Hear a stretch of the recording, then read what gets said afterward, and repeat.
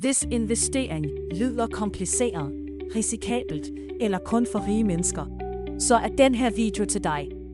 Du behøver ikke være ekspert. Investering betyder helt enkelt at sætte penge i noget, der forhåbentlig er mere værd i fremtiden. Lad dem arbejde for dig. Hvis du bare sparer op i kontanter, bliver dine penge langsomt mindre værd. Tålmodighed er mere din største fordel. Ja, investering har risiko, men jo længere tid du investerer, jo mindre betyder udsvingene.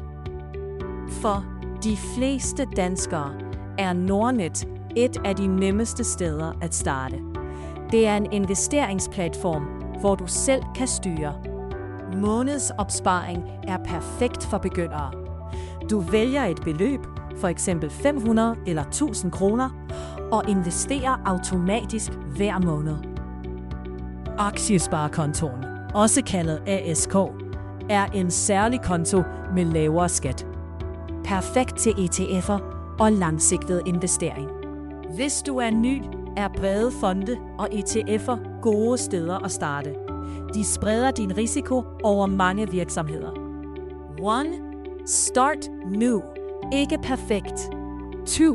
Invester fast hver måned. 3. Tænk langsigtet. Vent ikke på det rigtige tidspunkt. Investering behøver ikke være svært. Det handler om at komme i gang og holde det simpelt.